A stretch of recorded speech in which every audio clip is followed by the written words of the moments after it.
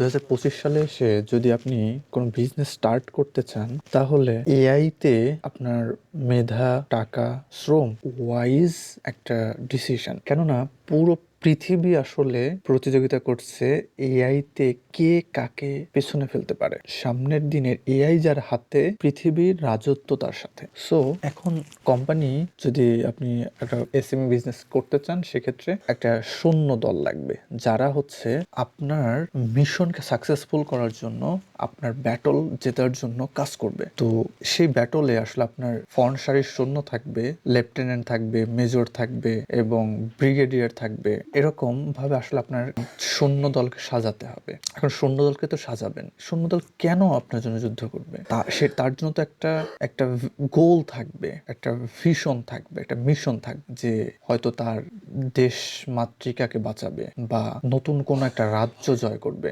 So আপনার যে company, এখানে কনজেন্ট এআই, এখানে সেরকম আপনার কোম্পানিরও একটা গোল থাকবে। যেমন এখানে আমরা উদাহরণস্বরূপ যদি বলি যে কনজেন্ট এ একটা কোম্পানি হতে চায় যাদের গোল হচ্ছে তারা এমন একটা এআই কোম্পানি তৈরি করতে চায় যেটা কনসালটেশন বিজনেসে রেভুলেশন ঘটাবে। কনজেন্ট এর একটা বড় একটা ভিশন আছে যে তারা হয়তো আজ থেকে 20 বছর পরে তারা কেমন করতে চায়। কনসালটেশন যেইখানে প্রয়োজন, যত জায়গাতে প্রয়োজন, যত ধরনের কনসালটেশন আছে সেগুলোকে কি করবে, ইন্টেলিজেন্ট অটোমেটেড এজেন্টের মাধ্যমে অটোমেট করবে, এনি টাইম এনি হোয়ার। এটা হচ্ছে ভিশন। এখন আসলে 20 বছর পরের তো চিন্তা এটা, কিন্তু এখন তার কাজ কি?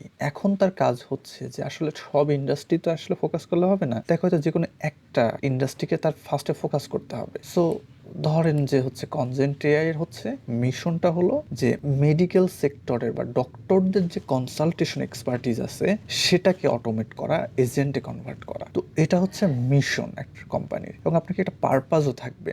পারপাস কি? এআই এজেন্ট তৈরি করছেন, এর পারপাসটা কি আসলে? যে এনহ্যান্সিং ডিসিশন মেকিং। আপনার এআই কি করবে, কনসালটেশন বা ডক্টরের আসলে কি করবে, এনহ্যান্স করবে তার ডিসিশন মেকিং ক্যাপাবিলিটিকে। যে ডক্টর যে এক্সপার্টিজ আছে সেটাকে কি করবে, অটোমেট করবে। এরকম আপনার পারপাস থাকবে। এখন ধরেন আপনি যে ডক্টর তৈরি করতে যাচ্ছেন, কিন্তু কেউ আপনাকে বললো যে তুমি এমন আমাকে একটা কনসালটেন্ট বানায় দাও যেই আসলে কি করবে, একটা কেউ প্রেগনেন্ট রোগী আসলে তাকে ইনায় বিনায় চিনায় যে কোনো ভাবে হোক তাকে সিজর করতে হবে, ছুরি চালাইতে হবে, কাশি চালাইতে হবে। এতে করে কি হবে, অনেক বেশি প্রফিট পাওয়া যাবে। এইটাই দিবে কনসালটেশন। রেগুলেশনটা হচ্ছে যে না, যেটা ইথিক্যাল, যেটা মডার্ন পার্সপেক্টিভ এবং ইসলামিক পয়েন্ট অফ ভিউ থেকে ইথিক্যাল না হয় আমরা সেটা করব না। এটা হচ্ছে আপনার কোম্পানির একটা রেগুলেশন লাগবে। এখন আপনার কোফাউন্ডার্স লাগবে। এখন কোফাউন্ডার্সরা আসলে কোফাউন্ডার্সদের এক একজনের এক এক ধরনের স্পেশালাইজড স্কিল লাগবে। যে হয়তো কেউ টেকনোলজিতে ভালো হবে, কেউ মার্কেটিংয়ে ভালো হবে, কেউ সেলসে ভালো হবে।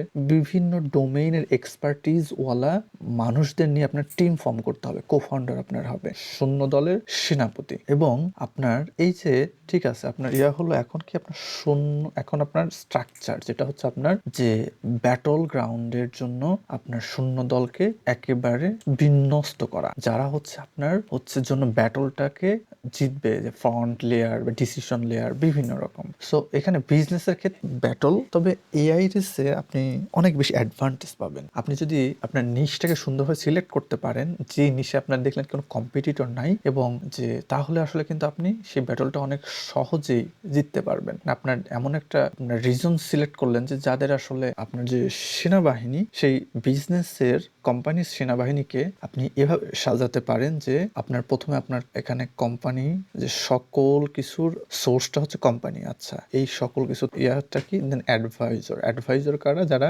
ডোমেইনের অনেক বেশি এক্সপার্ট, যারা অনেক জ্ঞানী এবং হচ্ছে যাদের 10 মিনিটের একটা কথাতেই আপনার আসলে অনেক বেশি আপনি লাভবান হবেন। এরকম মানুষজন হচ্ছে আপনার অ্যাডভাইজর হবে। এবং এরপরে আপনার কে থাকবে, চিফ এক্সিকিউটিভ অফিসার থাকবে, যে আপনার হচ্ছে সেনা প্রধান যদি বলি, যিনি কি করবে, আপনার সেনাবাহিনীকে গাইড করবেন, নেতৃত্ব দিবেন, তাদেরকে ইউনাইট করবেন এবং টোটাল ভিশনটাকে তিনি আগায় নেবেন। এবং তার কি লাগবে, টিম মেম্বার লাগবে, তার ফেলো সেনাপতি লাগবে। যেহেতু এআই রেস, এটা এআই ব্যাটলের জন্য এটা টেকনোলজি সেনাপতির অনেক বেশি অবদান।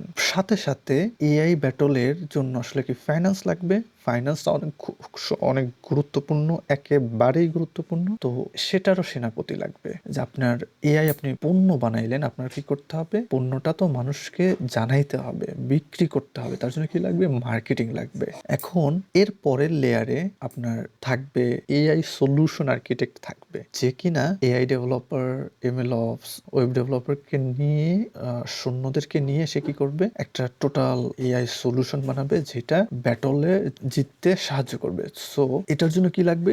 মার্কেটিং লাগবে, সেলস লাগবে। আপনার মার্কেটিং, সেলস সেনাপতি কি করবে? এদেরকে নিয়ে নেতৃত্ব দিবে। ঠিক আছে, এই সব কিছুর একটা কি সূত্রিকাগার কাগার বা যেটা একটা রক্তের মতো একটা ব্যাপার, যেটা সেটা হচ্ছে কি ফাইন্যান্স, টাকা পয়সা, সেটার লাগবে। এই হচ্ছে রোল। এখন ব্যাপারটা হচ্ছে যে এইটাকে চালানোর জন্য প্রত্যেকটা সেনাপতির কি রোল, সেনা প্রধানের কি রোল, অ্যাডভাইজারের কি রোল, এইগুলো যদি আসলে সবাই না জানে তাহলে তো তারা তাদের মতো কাজ করবে না।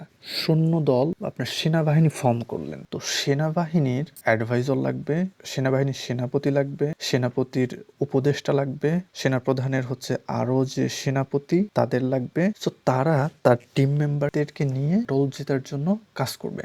সকল দায়িত্বের মানুষ নিলেন, কিন্তু কোন সিচুয়েশনে কার কি রোল সেটা যদি আপনি ডিফাইন না করে দেন, আগে থেকে আপনি ট্রেন আপ না করান, তাহলে আপনি সেনা প্রধান হিসেবে সবাইকে নিয়ে গেলেন, কিন্তু কি আসলে জানে না যে কোন সিচুয়েশনে কি করতে হবে, প্রিডিফাইন না। তাহলে কি হবে? যে একটা অ্যাটাক আসলে কোনো নির্দেশনা নাই, জাস্ট তারা আগাচ্ছে। তাহলে কি এই সময় কি করতে হবে? এই সময় তাদের তো আগে থেকে নির্দেশনা দেওয়া থাকা লাগবে যে হ্যাঁ, তারা হচ্ছে কোনো অ্যাটাক আসলে কি হবে, তারা তাদের তীর বা তাদের কাছে যে অস্ত্র আছে সেটা নিয়ে ঝাঁপিয়ে পড়বে। এটা তো নির্দেশনা। তো এই যে নির্দেশনা, এটা তো লাগবে। এটা যদি না দেয়া হয় তাহলে কি করবে? আপনার সৈন্যদল ফাংশন করবে না। যদি এরকম বিজনেসের ক্ষেত্রে আসলে যারা নতুন বিজনেস স্টার্ট করেন, তারা এই প্রবলেমটাতে পড়েন যে তাদের সবকিছুই ঠিক আছে, কিন্তু ঠিক কেমন যেন হচ্ছে না, কাজ করছে না, কেউ যেন খুব বেশি কাজ করতে চাচ্ছে না। তো এইটার সলিউশন হিসেবে